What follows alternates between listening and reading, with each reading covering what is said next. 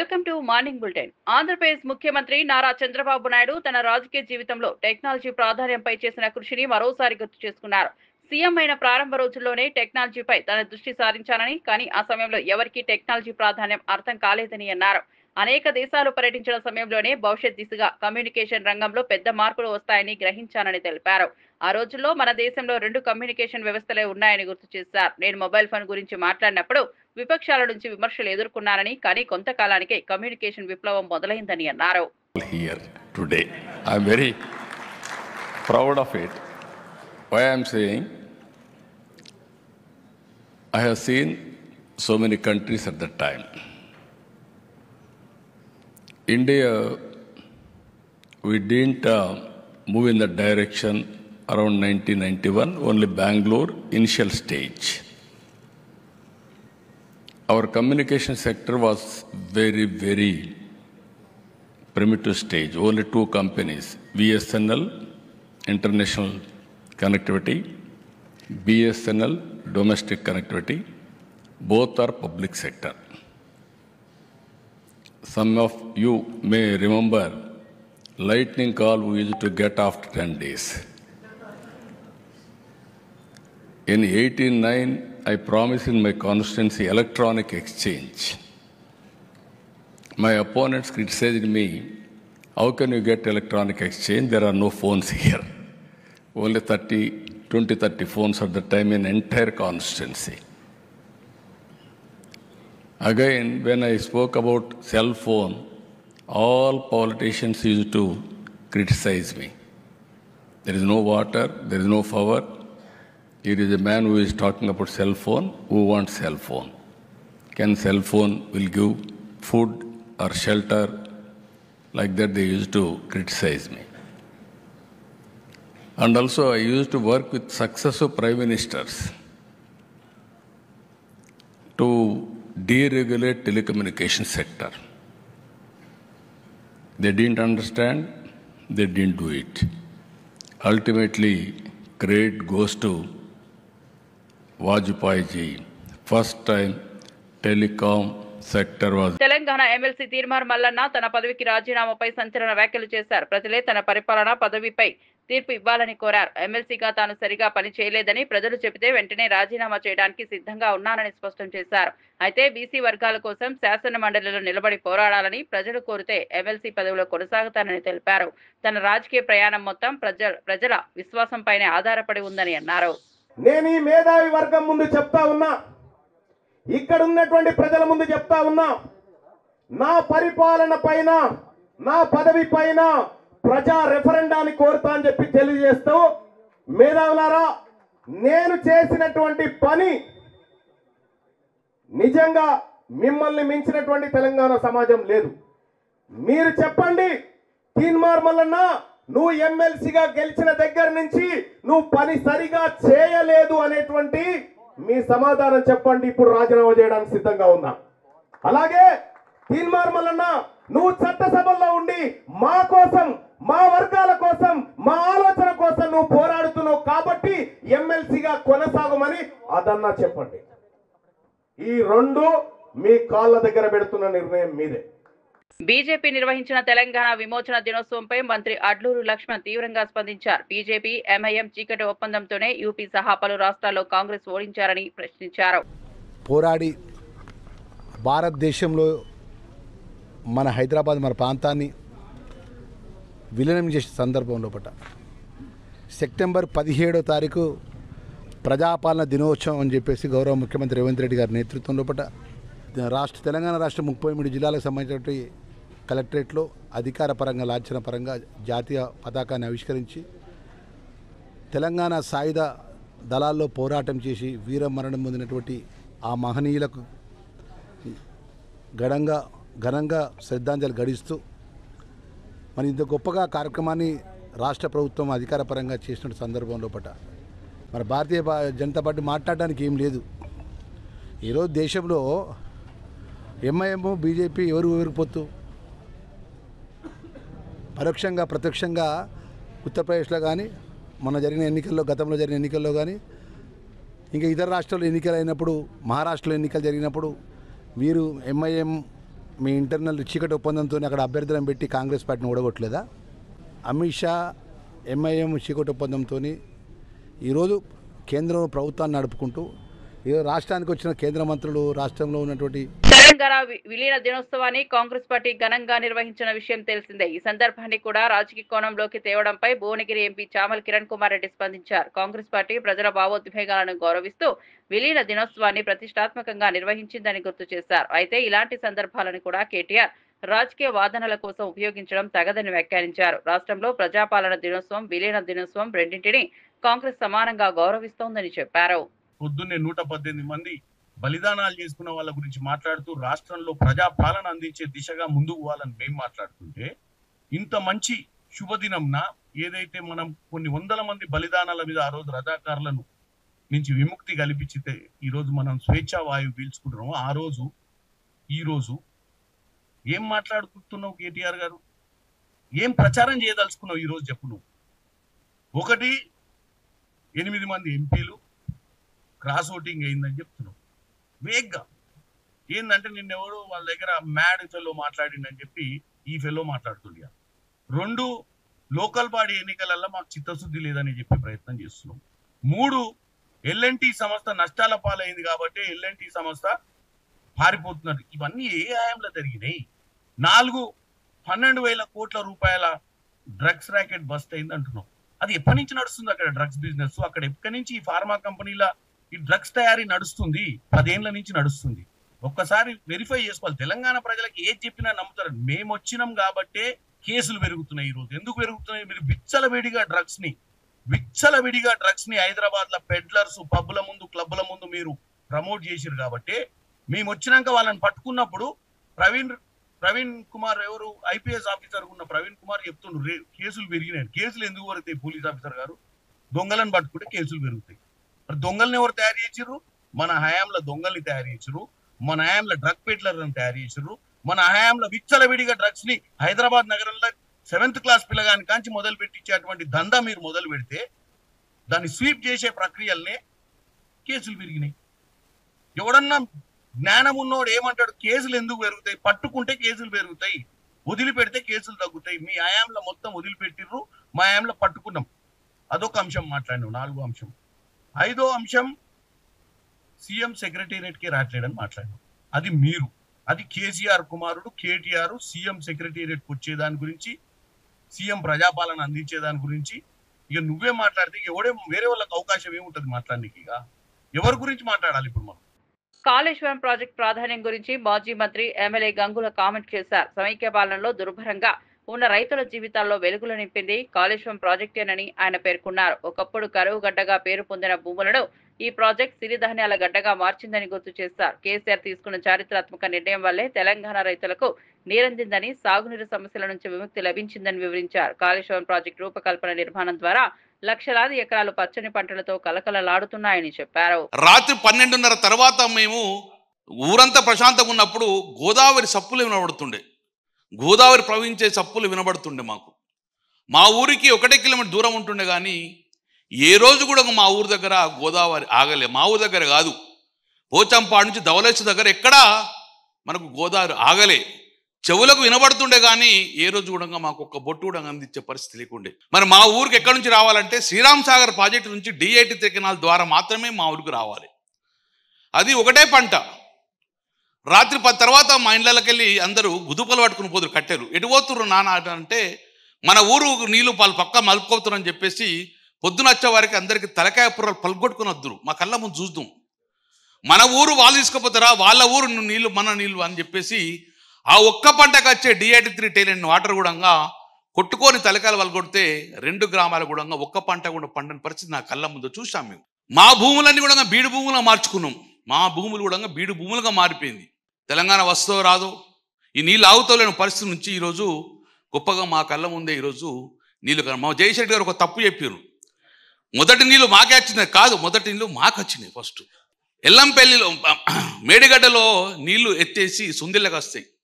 అన్నారం నుంచి ఎల్లంపల్లి ఎక్కడ నీళ్లు బయట తుమ్లకు పోవు. అక్కడ నుంచి నంది మేడారంకి వస్తుంది, అక్కడ నుంచి కూడా ఎక్కడ తుమ్లకు పోవు. నంది మేడారం నుంచి గాయత్రి పంపుకు వస్తాయి, అక్కడ కూడా ఎక్కడ స్లూస్ లేదు. గాయత్రి పెంపుడు ఎక్కడైతే మా రాకేష్ ఉంచిర్రో అక్కడ డివిజన్ అవుతుంది. ఒకటి మిడ్మానేరు వైపు పోతుంది, ఒకటి ఎస్ఆర్ఎస్ వైపు పోతుంది. మిడ్మానేరు నుంచి పోయే లోపల ఒక ప్రప్రతంగా మేడిగడ్డ నుంచి వెళ్ళిన నీళ్లు స్లూస్ పెట్టింది కరీంనగర్ ఆచంపల్లిలో, కరీంనగర్ కొత్తపల్లి మండలంలో.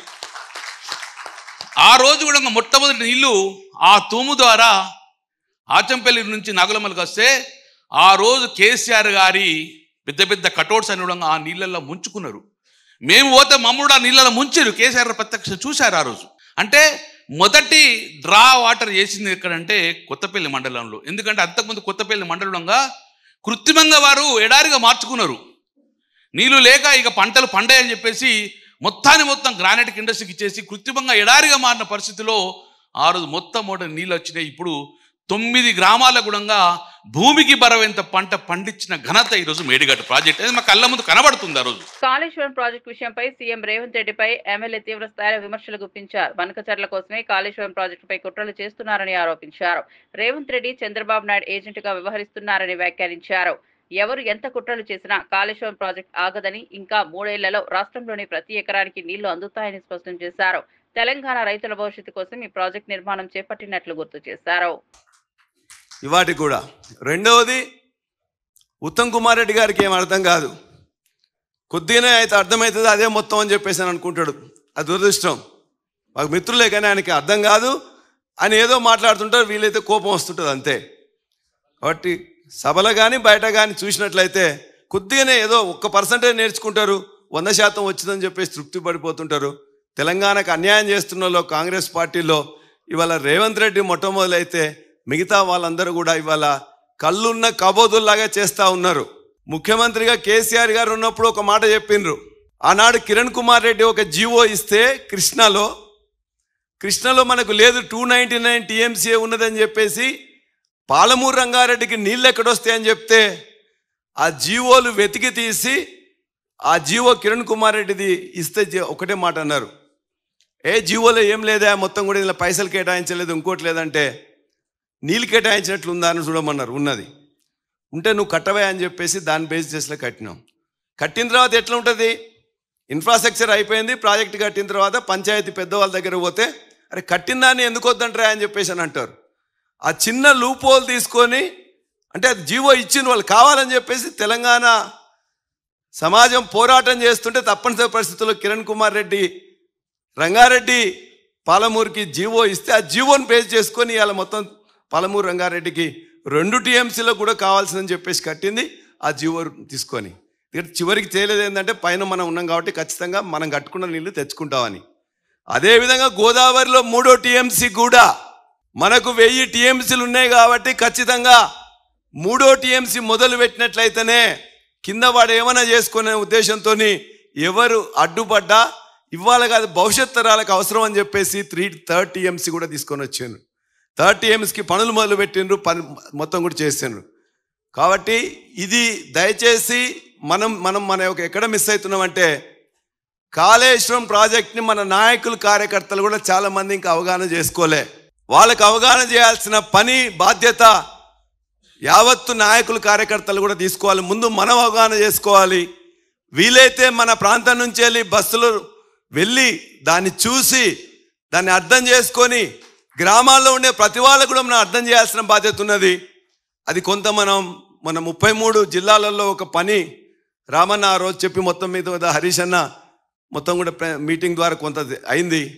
కానీ అది విరివిగా తప్పనిసరిగా ఖచ్చితంగా మనం చేసినట్లయితే వచ్చే 2-3 నెలల్లో ప్రతి నాయకుడు కార్యకర్త కాళేశ్వరం ప్రాజెక్టు మొత్తం విజిట్ చేసి అర్థం చేసుకొని ఆ కాంగ్రెస్ చేస్తున్న కుట్రలు చంద్రబాబు నాయుడికి ఏ విధంగా బనకచెర్లకు నీళ్ళు ఇవ్వడానికి రేవంత్ రెడ్డి ఇవాళ సహాయపడుతున్నాడు, ఆదిత్యనాథ్ దాస్ రూపంలో మిగతా మంత్రుల రూపంలో అనేది మనం చెప్పగలిగితేనే మనం ఖచ్చితంగా సక్సెస్ అవుతాం. వాడు ఎవడు ఏమి చేసినా మరలా 3 సంవత్సరాల తర్వాత ఇదే కాళేశ్వరము ఈ రాష్ట్రంలో ఉండే ప్రతి ఎకరానికి నీళ్ళు ఇస్తుందని చెప్పేసి చెప్తూ కాళేశ్వరం ప్రాజెక్టు తెలంగాణకు జీవనాధారంగా మారిందని ప్రజలు విశ్వసిస్తున్నారు. రాష్ట్రానికి కరువు వచ్చినా రైతులను కాపాడే కల్పతరువు కామధేనువుగా ఈ ప్రాజెక్ట్ నిలుస్తుందని అభిప్రాయం వ్యక్తమవుతోంది. సాగునీటి అవసరాలను తీర్చడమే కాకుండా భవిష్యత్తులో హైదరాబాద్ నగర ప్రజల దాహార్తిని తీర్చే ప్రధాన వనరుగా కాళేశ్వరం మారనుందని చెబుతున్నారు. అనేక దశల్లో నిర్మించిన ఈ ప్రాజెక్ట్ లక్షల ఎకరాలకు నీరందిస్తోంది. వర్షాభావం, కరువు భయాలను తగ్గిస్తూ తెలంగాణ వ్యవసాయ రంగానికి శాశ్వత భరోసా కల్పిస్తోంది. ప్రత్యేకించి ఈ కార్యక్రమాన్ని ఇంత అద్భుతంగా రూపొందించిన మిత్రుడు రాకేష్ అండ్ టీం, మిత్రులందరికీ నమస్కారం. రాకేష్ అండ్ టీం చేసిన ఈ ప్రయత్నం కేసీఆర్ గారు తెలంగాణ కొరకు తపనబడి తెలంగాణ తేవడమే కాదు, తెచ్చిన తెలంగాణను సంపూర్ణం చేసుకోవాలి, దీన్ని బంగారు తెలంగాణ చేసుకోవాలన్న దాంట్లో భాగంగా తెలంగాణ ఉద్యమం కొరకు ఎంత ప్రయత్నం చేసిండో, ఎటువంటి యజ్ఞం చేసిండో, దానికి మించి 10 సంవత్సరాలు ఎక్కువ పనిచేసిండు.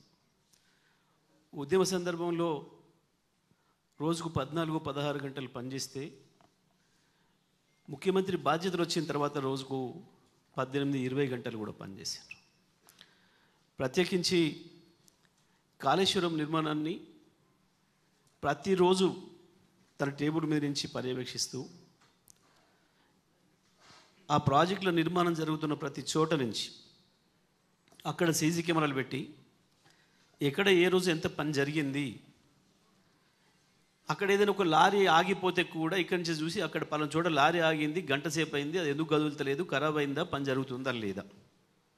బహుశా ప్రపంచంలో ఏ పరిపాలకుడు కూడా చేయడు. దానివల్లనే అంత తొందరగా దాన్ని పూర్తి చేయగలిగినాం. తన మైండ్ని రంగరించి, తన శరీరాన్ని, తన ఆరోగ్యాన్ని మొత్తాన్ని కూడా దారపోసి నిర్మించిన ప్రాజెక్ట్ కాళేశ్వరం. కేసీఆర్ ఏ కాళేశ్వరాన్ని ఇష్టపడి చేసిండో, ఏ రైతాంగం కొరకు, ఏ వ్యవసాయ రంగాన్ని బాగు చేయాలని ప్రయత్నం చేసిండో, ప్రధానంగా ఆ రైతాంగం నుంచి కేసీఆర్ని దూరం చేయడానికి తెలంగాణకు నీళ్ళు ఇచ్చే శాశ్వతమైన వరప్రధానిగా ఉన్న కాళేశ్వరాన్ని కట్టడాన్ని వ్యతిరేకిస్తున్న శక్తులు ఇక్కడ కేవలం రేవంత్ రెడ్డి అనబడే గింతంతో వ్యతిరేకించడం కాదు. దీని వెనకాల చాలా దుర్మార్గమైన కుట్ర ఉంది. కాళేశ్వరాన్ని కట్టడం ద్వారా మాకు నష్టం జరుగుతుంది అనుకొని ఇవాళ బనకచెర్ల కథ అడ్డమవుతుందన్న కుట్రదారులు ఎవరైతున్నారో వాళ్ళ డైరెక్షన్లో జరుగుతూ ఉంది దీనిపైన ప్రచారం. కాళేశ్వరం మీద ప్రచారం కేవలం ఈ చెత్త కాంగ్రెస్ నాయకులు, ఉత్త కాంగ్రెస్ నాయకులు చేస్తే కావడం లేదు. దీని వెనకాల ఉన్న మీడియా కుట్ర, ఏ స్లాటర్ హౌస్లు అయితే ఉన్నాయో వాటి బాసులు వాళ్ళు చేస్తున్న కుట్ర చాలా పెద్దగా ఉంది. వాస్తవానికి కృష్ణా పైన 3 రాష్ట్రాల మధ్యన గొడవ ఉంది ఇప్పటికే మనకంటే ముందు. అక్కడ ఆల్రెడీ ప్రాజెక్టులు కట్టబడి ఉన్నాయి. కృష్ణలో నీళ్లు లేని చోట కొట్లాడినా ఉపయోగం లేదు.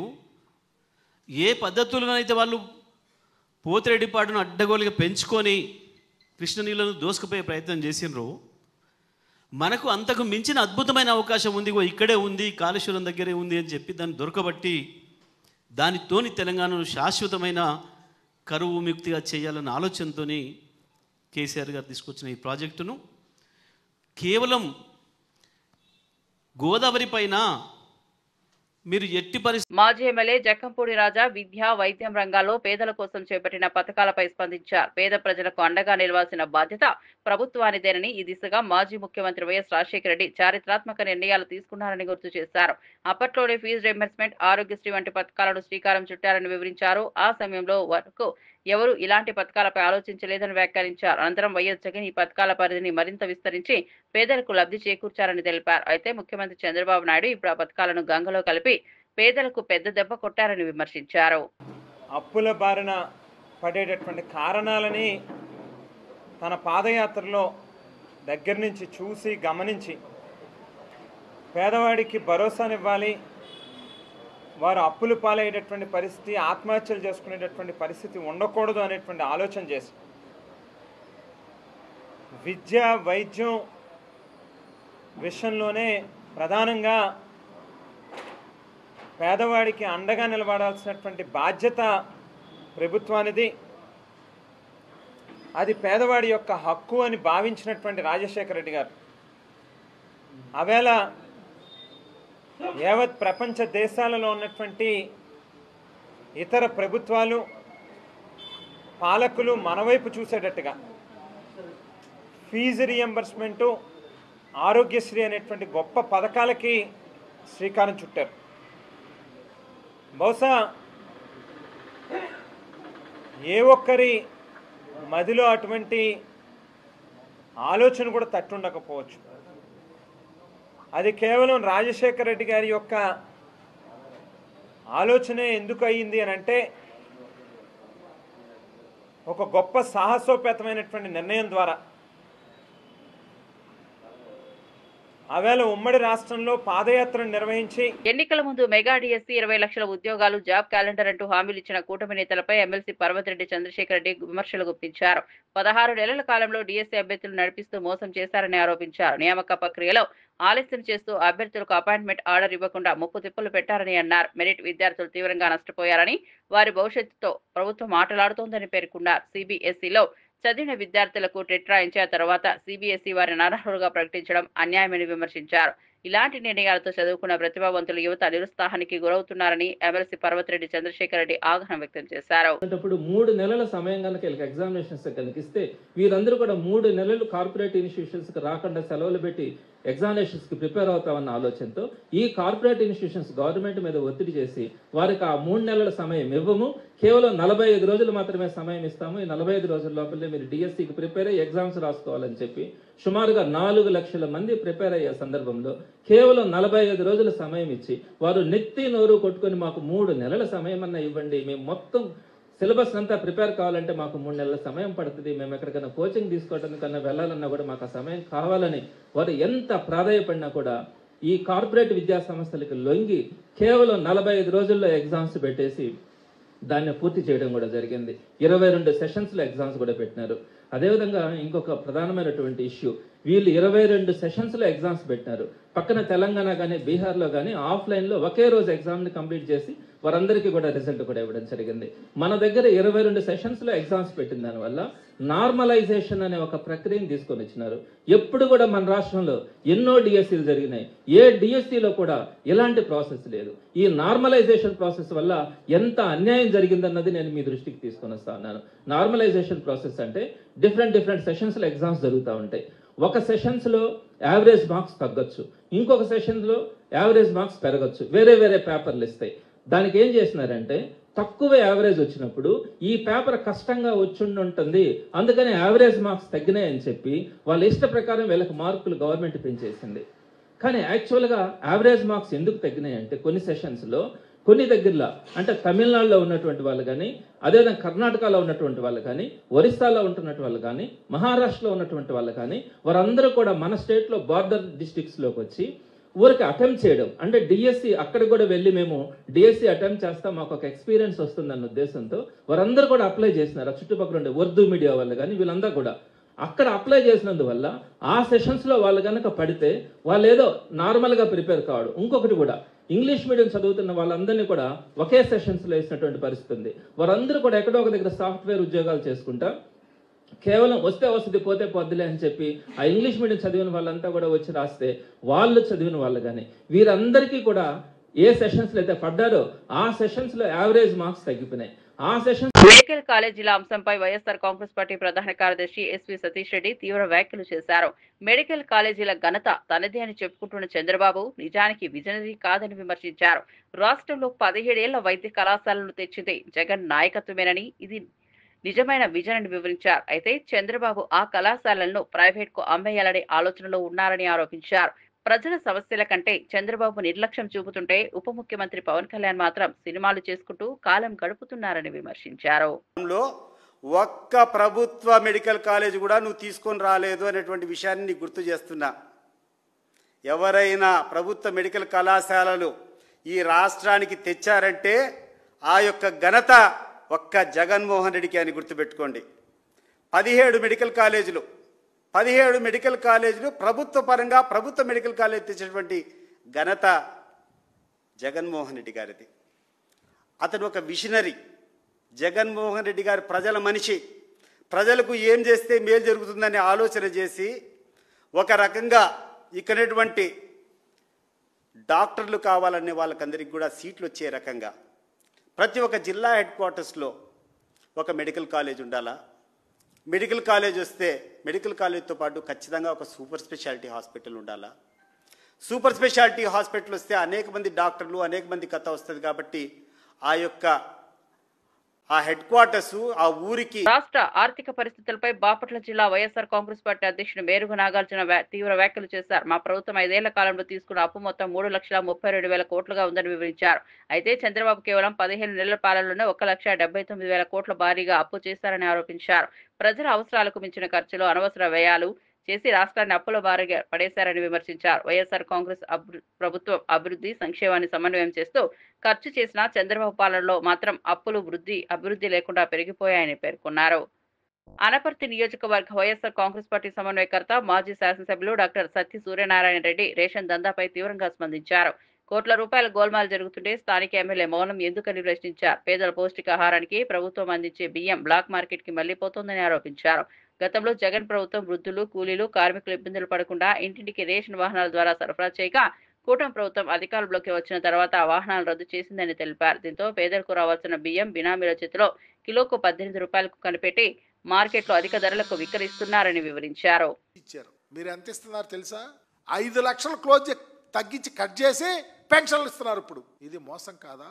ఈ మధ్య కాలంలో చూశారు మీరు, దివ్యాంగులకు 1,00,000 పెన్షన్లు ఆపేస్తామని చెప్పి నోటీసులు పంపిస్తే మళ్ళీ వైఎస్ఆర్ కాంగ్రెస్ పార్టీ ఆ దివ్యాంగులను అడ్డం తీసుకొని రోడ్డు మీదకి వెళ్ళి కేసులు పెట్టించుకొని యుద్ధం చేస్తే ఉన్నప్పుడు ప్రస్తుతానికి వదిలేరు.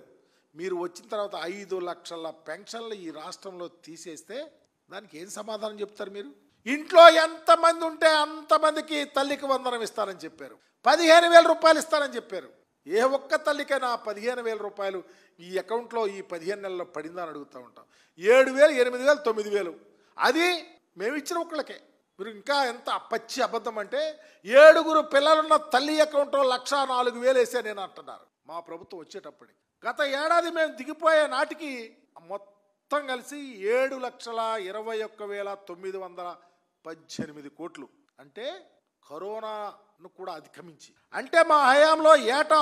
వైఎస్ఆర్ కాంగ్రెస్ పార్టీ ప్రధాన కార్యదర్శి నందమూరి లక్ష్మీపార్వతి మాజీ ముఖ్యమంత్రి చంద్రబాబు నాయుడుపై తీవ్ర వ్యాఖ్యలు చేశారు. ప్రజాస్వామ్య పరిరక్షకుడు చంద్రబాబు అనే పుస్తకం ఇప్పటికే వెలువడిందని, అదేవిధంగా ప్రజాస్వామ్య విధ్వంసం అనే పేరుతో మరో పుస్తకం రాయాలని హర్సెల్ఫ్ కోరారు. పార్టీ వ్యవస్థాపక అధ్యక్షుడు ఎన్టీఆర్ ను చంద్రబాబు ఎలా తొలగించాడో ఆ పుస్తకంలో స్పష్టంగా వివరించాల్సిన అవసరం ఉందని అన్నారు. అంతేకాక వైస్రాయ్ హోటల్ ఘటనను కూడా ఆ రచనలో పొందుపరచాలని సూచించారు. ఇక ఆయన కుడి భుజం జనార్దన్ గారు ఈ పుస్తకం రాయించారు. దాంట్లో వక్తలంతా కూడా చాలా గొప్పగా పొగుడుతూ రాశారు.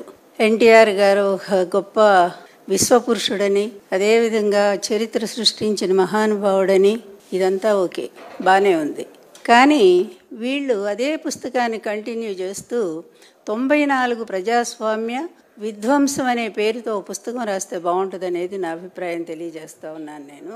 ఎందుకంటే ఇది మేము ఊరికే చంద్రబాబు మీద కోపంతో చెప్పే మాటలు కాదు కదా. చంద్రబాబు నాయుడు మీద ఎన్టీఆర్ గారు ధ్వజమెత్తినటువంటి తీరు, ప్రజాస్వామ్యాన్ని చంద్రబాబు నాయుడు ఎంత పరిహాసం చేశాడో 94 తర్వాత, అంటే 95లో.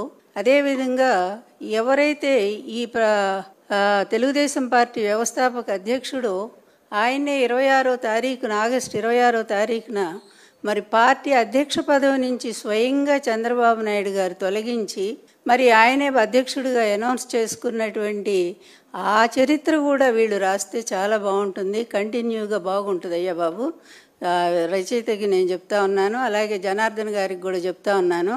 బాబు, ఎన్టీఆర్ గారి మీద అంత భక్తి ఉన్నటువంటి మీరు ఎన్టీఆర్ గారి చివరిలో జరిగిన అన్యాయాల మీద కూడా ఒక్కసారి ఆ పుస్తకాన్ని మీరు బయటికి తీసుకురండి అయ్యా, బాగుంటుంది. వైస్రాయ్ హోటల్ సంఘటన కానీ, అదేవిధంగా లాస్ట్లో ఎన్టీఆర్ ఆస్తులన్నీ కాజేసినటువంటి సంఘటన కానీ, తర్వాత బ్యాంకులో ఉండే ఎన్టీఆర్ ఖాతాన్ని స్తంభింపజేసినటువంటి విషయం కానీ, తర్వాత ఆయన అధికారంలో ఉండగానే ఆయన పార్టీ అధ్యక్ష పదవి నుంచి తొలగించి తనే అధ్యక్షుడిగా అనౌన్స్ చేసుకున్నటువంటి విధానం కానీ, తర్వాత ఆయన ముఖ్యమంత్రి పదవిని అడ్డదారిలో లాక్కున్నటువంటి విధానాన్ని కానీ, వీటన్నిటిని గురించి కూడా చాలా స్పష్టంగా ఉంది చరిత్ర. ఇది లక్ష్మీపార్వతి చెప్పేటువంటి చరిత్ర కాదు. పూర్తిగా ఎన్టీఆర్ గారు వీడియోల ద్వారా, ఆడియోల ద్వారా, జామాత దశమ క్యాసెట్ ద్వారా, అదేవిధంగా మరి ధర్మపీఠం అనేటువంటి వీడియో ద్వారా స్పష్టంగా తను అల్లుడు చేసిన దుర్మార్గాలు ఏమిటో, అతను సాగించినటువంటి ప్రజాస్వామ్య విఘాతం ఏమిటో, విధ్వంసం ఏమిటో, వీటన్నిటిని గురించి కూడా చాలా స్పష్టంగా ఎన్టీఆర్ గారు స్వయంగా చెప్పారు. మీరందరూ ఎన్టీఆర్ వీర భక్తులని చెప్పుకుంటున్నారు కదా, చివరికి సిగ్గుమాలి ఈ చంద్రబాబు నాయుడు కూడా తాను ఎన్టీఆర్ అభిమానని, ఎన్టీఆర్ గారి యొక్క ప్రజాస్వామ్య విధానాల్ని తాను పరిరక్షిస్తున్నానని, ఆయన ఆశయాలను కొనసాగిస్తున్నానని, ఆయన మహాపురుషుడని, యుగ పురుషుడని ఈ విధంగా అతను కీర్తించడం చూస్తుంటే నిజంగా చాలా సిగ్గనిపిస్తోంది. వినేవాళ్ళకే సిగ్గనిపిస్తోంది. అతనికి ఎట్లాగూ సిగ్గు లేదు. ఎందుకంటే ఇదే చంద్రబాబు నాయుడు ఎన్టీఆర్ని ఎంత తీవ్రంగా తిట్టాడండి. 94లో ఎన్టీఆర్ అతని మీద చేస్తున్న పనులన్నిటి మీద కూడా ఎన్టీఆర్ గారు తిరగబడ్డారని, నీతి లేనటువంటి వాడు ఎన్టీఆర్, అదేవిధంగా అతను ఉమనైజరు, అంతేకాదు ఎన్టీఆర్ లాంటి పనికిమాలిన నాయకుడు మాకు అక్కర్లేదు, ఎన్టీఆర్ని మేము మర్చిపోయాము అని ఇంత దారుణంగా విమర్శించినటువంటి వాడు ఎవరయ్యా? ఈ చంద్రబాబు నాయుడే కదా. ఎందుకంటే అతని నోటికి హద్దే లేదు. అతనికి 1000 నాలుకలు ఉంటాయి కనుక. ఇవి బులెటిన్ అప్డేట్స్. మరో బులెటిన్లో మళ్ళీ కలుద్దాం.